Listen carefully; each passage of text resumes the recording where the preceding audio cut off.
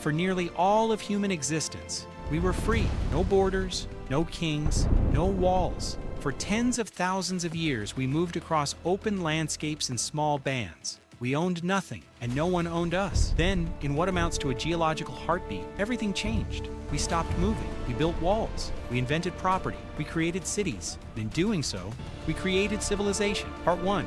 The world before civilization. For 97% of our species' history, humans lived as hunter-gatherers. They followed migrating herds. They harvested wild plants as seasons shifted.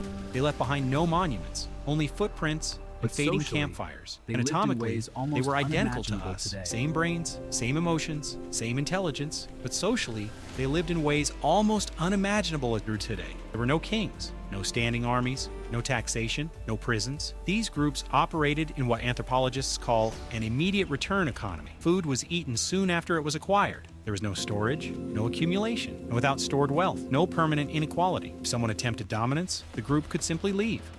Freedom was measured in distance. Part 2, the stable climate that changed everything. Then, around 12,000 years ago, the Ice Age ended.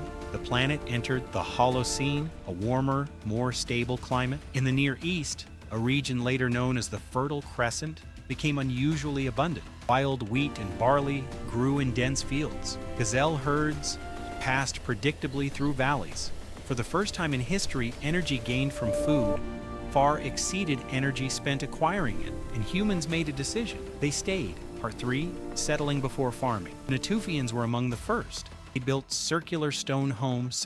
They created storage pits. They buried their dead beneath their floors. A new idea was forming. This land is ours. Settlement triggered population growth. Birth spacing shortened. Villages expanded. But abundance did not last. Around 10,800 BCE, a sudden cold period struck.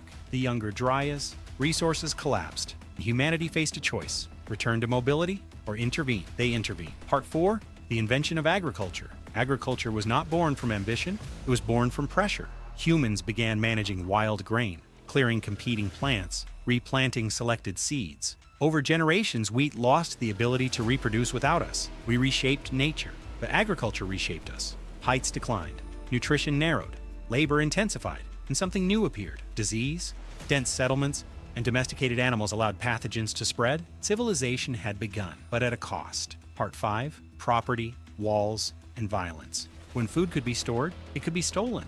At Jericho, massive stone walls rose. For the first time, humans defended accumulated wealth. Property required protection. Protection required coordination. Coordination required leadership.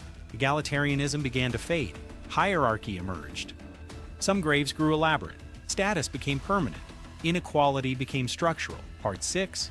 Mesopotamia and irrigation power. Around 5000 BCE, farmers moved into the floodplains between the Tigris and Euphrates. The land was dangerous, floods unpredictable, rain scarce.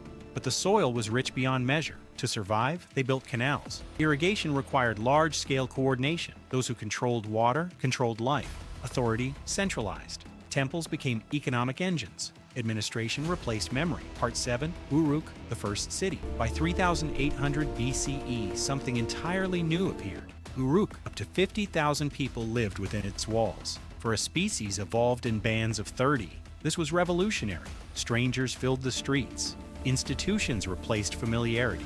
Mass-produced clay bowls reveal a ration system. Workers labored for standardized food allotments. Food became wage. Labor became system.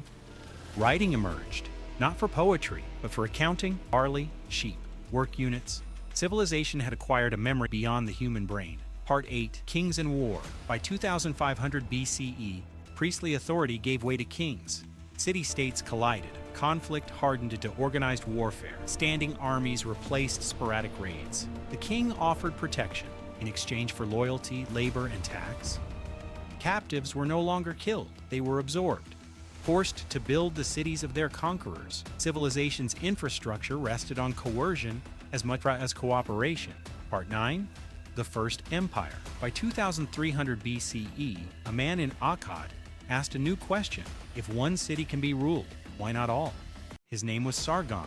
Through conquest and administration, he united Mesopotamia under one authority. For the first time, power scaled beyond a city. The empire was born. With it, a new model of human organization, one that still shapes our world. Conclusion: the trade-off. Civilization allowed us to reshape the planet, to build monuments, to invent writing, to preserve knowledge. But it required obedience, labor, hierarchy, permanence. We gained power over nature. And in the process, we enclosed it. The question remains, was civilization liberation, or was it the most successful trap our species ever built?